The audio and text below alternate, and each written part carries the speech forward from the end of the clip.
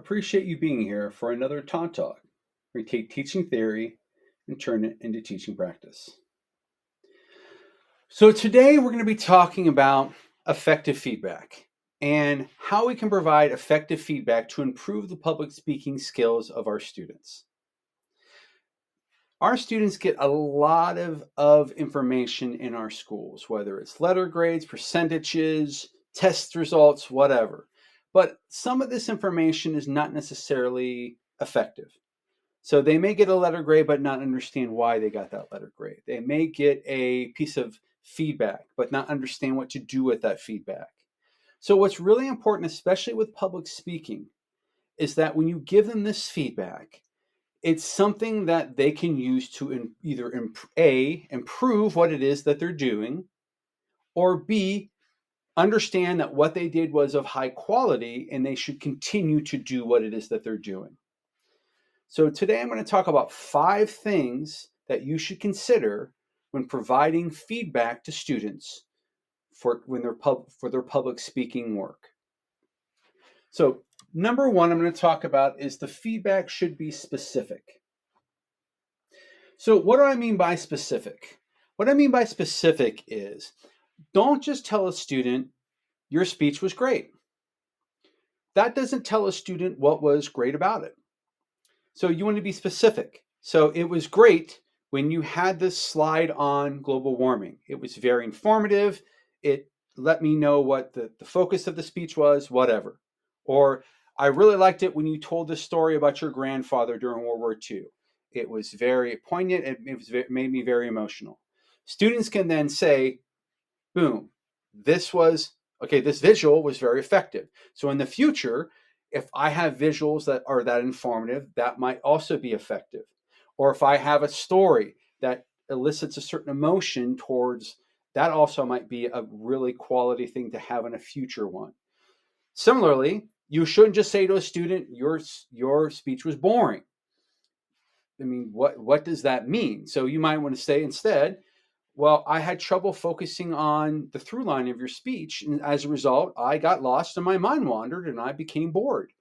So you need to give them, even if it's feedback that's not something that necessarily you want to hear, you need to be specific with that feedback so that they can say, okay, the problem was I didn't have a clear through line. So next time, if I don't want to be boring, I should definitely at least have a strong through line or a clear through line so that I can prevent that from happening.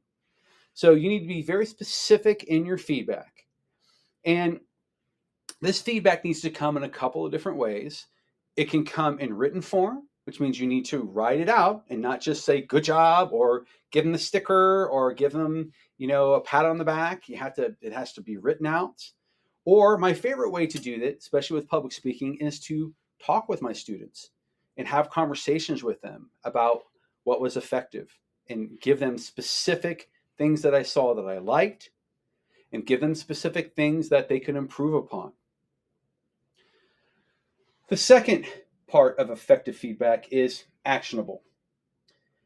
So, what I mean by actionable is if I give them a piece of feedback, they should be able then to act on that the next time.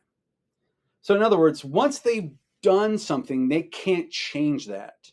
They can't go back in time and fix it. But could they fix it for the next time? Or if it is a formative assessment, if I'm giving them feedback as they go along, could they fix it before they get to the summative?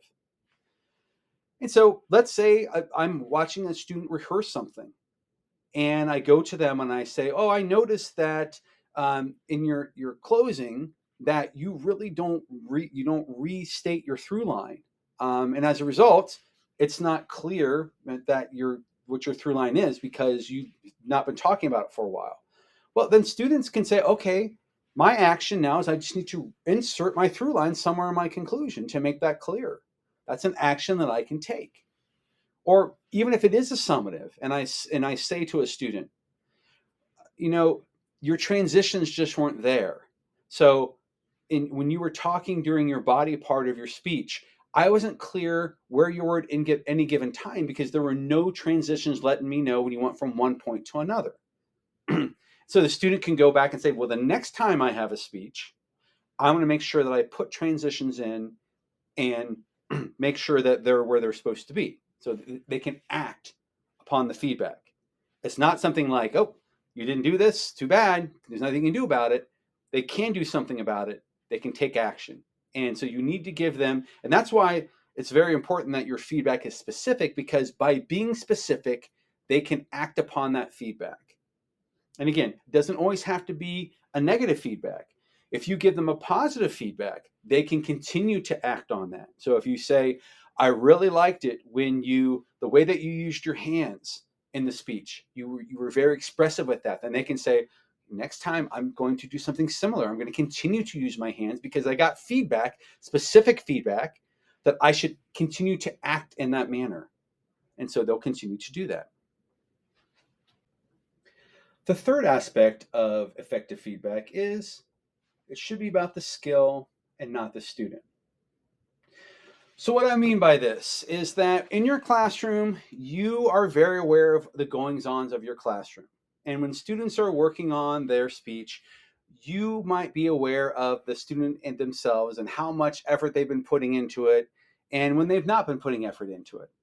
And so when they go to give their speech and they bomb, you know they not practice as much as they should have. And so you may comment, well, you should have practiced more. Well, that's about the students. Instead, what is the action? What is the skill that they didn't exhibit because they didn't practice? So you could say you sounded kind of wooden when you presented your speech. It should sound more natural. That's the skill. So try to make it about the skill and not the student. And sometimes that can be hard but you don't want to make it personal. You want to make sure that it's a skill that they can fix. And then students can then focus on the skill. And so you want to make sure that when you give feedback, and especially when you create your rubrics, that it is about skills that students can then focus on and students can then act upon. The fourth one is that the feedback should be user-friendly.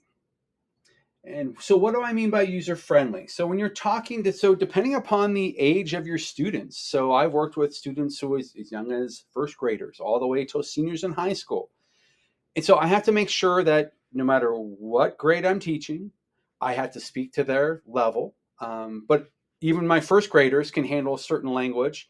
And some of my seniors can't handle a certain language. So you also have to go to the individual child. So you don't want to be using, you don't be using terms that they don't understand. You don't want to be using vocabulary that you want to put it in terms that they can clearly understand. And you want to make sure that when you're giving them this actionable feedback, this effective feedback, that it's something that they're clear. Sometimes I'll explain something to students and it's perfectly clear to me, but it's not clear to them. So just like in their speeches where they have to speak in the language of their audience, you have to speak in the language of your audience. So how do you communicate something? So instead of saying to them, well, your visual was not as dynamic as that should have been. Well, they may not know what that means. And so you may have to say, well, the visual just was kind of plain. It didn't have much color to it. It really just kind of sat there, and it could have had more going on in it. So you may have to break that down for them. So it has to be user friendly. And so I often check with students, do you understand what I mean by that? Or can you repeat that to me so that you know what would that look like if you do that next time? So I'm always checking with students to make sure that they understand what it is that I said, because sometimes they'll claim that they understand and yet they don't. And so I'm always checking for comprehension when I'm having those conversations with them. So you want to make sure that the feedback is user-friendly, especially if I'm only able to give them written feedback. I may not have the chance to check with them. So I want to make sure the written feedback I'm giving them is user-friendly. The fifth aspect of effective feedback is it needs to be timely and ongoing. So what I mean by this is if a student gives a speech, I should be giving them feedback within a day or two. If you wait too long, the student forgets what the certain aspects of their speech. So if I say, remember when you did this, they'll be like, I don't remember. That was 4 days ago. And so they don't have the memory necessarily to remember all of those things. So I like to do it while it's fresh. So I always try to give students feedback within a couple of days, no more than a few days. So I make sure that I set up the class where the class is doing some independent work so I can have those conversations. Or I make sure I grade in a an expedient time so I can give them feedback. I also try to make sure that I'm giving them ongoing feedback. So they're not just getting summative feedback at the end. They're doing practice sessions all along. We may do practice speeches before we get to the final speech. So they're getting feedback all along. So they're not just getting like this one big piece of feedback at the end. I've been giving them feedback all along. And so there should be no surprises when they give their speech at the very end, because they've been getting feedback all along when they practice their speech or when they give me practice speeches. Like I may know all from previous practice speeches that their conclusion is not very well developed. And so I may be giving them feedback. Well, that conclusion needs to have, it needs to have a summary of your main points. And so I'll give them that feedback so that when they get to their actual, their summative, their final speech, they had been given that feedback and they should be incorporating it. And they still don't do it, then that I'm going to continue to give them that feedback. But they've been getting that all along, and so I want to make sure it's ongoing as well. So I'm going to show you an example of what effective feedback might look like. And so I'm going to have a scene with me talking with one of my students after they've given a speech. How's it going today, Evie? It's going good. Oh, good. So let's talk about your 10-minute persuasive speech. So before I show you how I did your rubric, I'm going to ask you, so how do you feel you did? I think my argument was really good. I think I presented good evidence, good information. My through line was also, I felt, was super strong. I just think I could have made better eye contact overall in my speech. Okay. So what makes you feel like your evidence was strong? I think the research I did, I was really proud of, and I think what I put forward into the paper really would get to people and would really help people understand the topic that I'm talking about. Okay. So let's talk about that. And so this is how I kind of saw things, and so let's talk about that and see that we're on the same page. So there were several things that I thought you did really well. And there's some things that, of course, we could improve, and you mentioned some of those. So I'm going to start here with the content. So I thought that you did make a good argument. However, I don't agree with the evidence part. You mentioned one study, which was the rats, Yeah. but I didn't hear any others. So do you think one study is a strong enough evidence to make your point? I definitely should have added more. Yeah, you could have additional studies. So Yeah. you think that'd make it stronger? I mean, we always talk about the power of 3. Right? You should have 3 to back it up. So Yes. you could have said this study, and then you mentioned another study, to make it even stronger. Yes. I also thought you did a good job with your through line. You mentioned, animal testing should be banned. You said it in your introduction. By the way, your introduction was really well developed. How long do you think your introduction was? 2 minutes? It was 42 seconds, and that's not bad for a 10-minute speech. I mean, so much, although, your speech wasn't that long, wasn't quite 10 minutes, and which we'll talk about that in a minute. But 42 seconds is a pretty well-developed introduction. Okay. You set up your speech, and you did a good job of stating that through line. You stated it a couple times in your body, and then your supporting part, and then in the conclusion you said it again. And when you say that through line, just makes it so clear for the audience what it is that they're here to hear about. And so that was good. But again, I would definitely make sure that you have additional evidence. Okay. Because one piece of evidence is not really going to cut it. You have to have, because there's so much evidence out there on this, so you could easily, how hard was it to find the one about the rat study? No, not hard at all. Yeah, so you could just find a couple other studies to support it even further. When it comes to the presentation itself, I agree with you, the eye contact could have been better. So one thing you might want to consider, remember that video we watched on framing yourself? Oh yeah, the guy who said look like a triangle. Yeah, so make yourself your feet and your eyes are the triangle. And so Yeah. you're looking out at your audience, and because you're forming that triangle, you have no choice but to kind of look out at the audience. Yeah. So imagine that triangle because when you were doing your speech, you were kind of looking off to the side. And so that's why you were unable to make eye contact, because you hadn't formed that triangle. So yeah, use that triangle kind of imagery when you go to do your next speech. Okay. That's a good way to look at it. And then there were times where you could have explained things a little bit better. Like you would mention something, you would give the what, but not the why. And so we talked about the what and so what. Like you need to explain the what, and then so what is the relevance of that? And so you didn't always give the so what. So make sure you're doing that. And the big one was your speech was 4 minutes and 25 seconds, so it was really short. So that's a problem. I mean, a speech is a speech, but if you're given 10 minutes, you should use as much of the 10 minutes as you can. So what are some ways you think you could have maybe used your time, managed your time a little bit better? I think like earlier you said I could have looked up more information on like maybe a dog animal testing or cat animal testing. I could have added that in there. I also could have added additional information to maybe some of like my topics I was talking about in each body. So I think that would have helped a lot. Okay.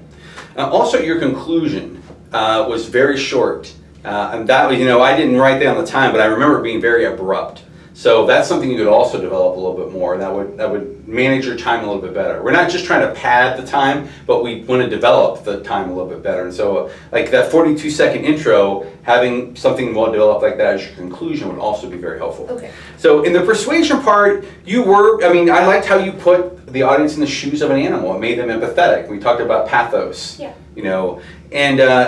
And also you cited, that one I talked about before.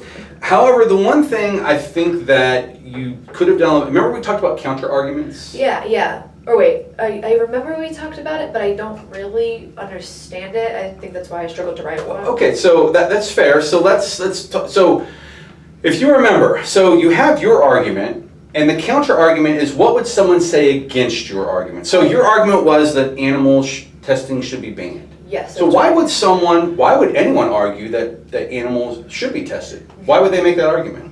What's a logical reason why they would say that they should be tested? So humans aren't tested on. Yeah, there you go. So that's a logical argument. That's logos. And so if you were to say, okay, well, how can I counter that? Well, who's to say that animals are more or less important than humans? I mean, you can make that argument, or you can make an argument that like maybe animals are living things too. Can't we test them on things that aren't living things? There's other things you could do to refute that. So the counter argument is thinking, what is something someone might think to counter my argument, okay. And then how do I argue against that? Yeah, that makes sense. Okay, so that makes sense. And by doing that, it makes your argument that much more strong because you've not only considered your argument, you've looked at the other argument as well. Yeah. And so does that make sense? Yes, absolutely. And if you need to go back and review, I have that one video on counter arguments that you can always watch as well. Yes. And that's in the Google Classroom. So overall, just to recap, you did a few good things. Where you had a good. You mentioned your through line several times. That's really important. You had a clear argument. We knew what the argument was, and you made attempts at having evidence. Some things you could improve upon are making sure there's more of that evidence, and having more of that evidence would then help with the time management. You would have more time because you only use 4.5 minutes, and then the eye contact. So you want to make sure you're making that eye contact with your audience. So we have that 20-minute speech coming up. Okay. So it's a big one, and you're only 4.5 minutes. So what is a goal that you want to set for yourself for that 20-minute speech? I want to do a counter argument. I want to use most of the time I have, so maybe push it to like 18, 19 minutes or like really close to that 20. I want to use good information. Well, those are all good, but let's come up with one goal and let's really focus on that goal. So what one goal out of those would you like to really focus on? Using my time. Okay, so how could you